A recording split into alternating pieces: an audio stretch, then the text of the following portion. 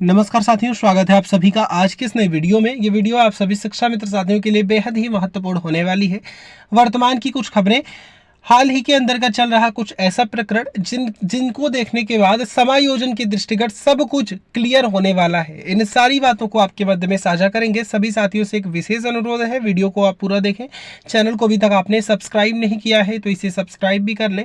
अब चलते हैं अपडेट पर। कोर्ट के समझ में आ गया कि सरकार इससे बिला वजह लग्गी लगाए हुए इससे कुछ है नहीं। तो मेरा मानना है कि अगली डेट पर इन अन्वेषकों को जो 17-18 का पैसा मिलना था उसके बारे में वो कोई स्पेसिफाइड टाइम कोड संभवतः दे सकती है कि भाई इतने दिन के अंदर पेमेंट करिए। आगे के लिए तो फिर हाई कोर्ट ने कुछ कहा नहीं है, तो फिर आगे के लिए लोगों को तो याचिका अलग है, ये हाईकोर्ट की याचिका अलग है, ये हाईकोर्ट के डेट तक है, तो वो टिल डेट को देने को तैयार है कि इनका पिछला दो उसके लिए समय ले सकते हो, लेकिन रनिंग में आप पेमेंट दीजिए ना 17,000। अच्छा, हाँ तो ठीक है। दूसरी बात अभी बहुत सरकार की जो अपील थी वो रिजेक्ट हो गई और इन्होंने कोर्ट ऑफ कंटेम्प्ट इलाहाबाद में डाला है।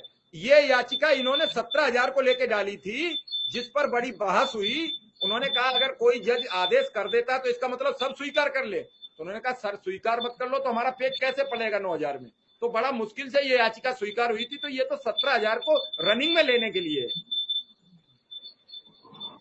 ठीक है। दूसरी अभी एक खबर आपने बताई है, हम लोगों को मालूम ही है कि शिक्षा मित्रों ने बहुत अच्छा प्रदर्शन किया राजधानी में, और पहली बार ऐसा हुआ कि अफसरों को कमेटी बनानी पड़ी, इनसे बात करनी पड़ी, और इन लोगों ने सरकार को अपनी ताकत दिखाई। ये बात हम लोग शुरू से कह रहे थे कि अगर आप अपनी ताकत दिखाएंगे तो कोई भी सरकार जनता से ज्यादा ताकतवर नहीं होती। अभी खबर ये भी देखी हमने कि सितंबर का शायद पेमेंट आ गया है। हाँ, आ गया। अब हाँ, और अगर जयंती जी ज्यादा कष्ट में है तो अब तुरंत तो कुछ नहीं हो सकता, लेकिन ये हो सकता है जिस ओर आपने इशारा किया, इनके जो अध्यक्ष महोदय बैठे वो देख करके इनके लिए फौरी राहत की कुछ व्यवस्था करें। बाकी तो अब इनको फिर तो अगले हफ्ते जब ऑफिसेस खुलेंगे तभी कुछ होगा। और ये सारी लड़ाई या दुर्गत का कारण ही यही है कि इनके संगठनों के लोग जितना एक्टिव रहना चाहिए नहीं रहे। वो दया याचिका लगाते रहे कि हे सरकार, हे माई बाप, हम भूखे, हमें दे दीजिए। और हम लोग 2 साल से हम और 2 साल अब हो गए होंगे, अक्टूबर ही था शायद, 25 अक्टूबर को हो जाएंगे।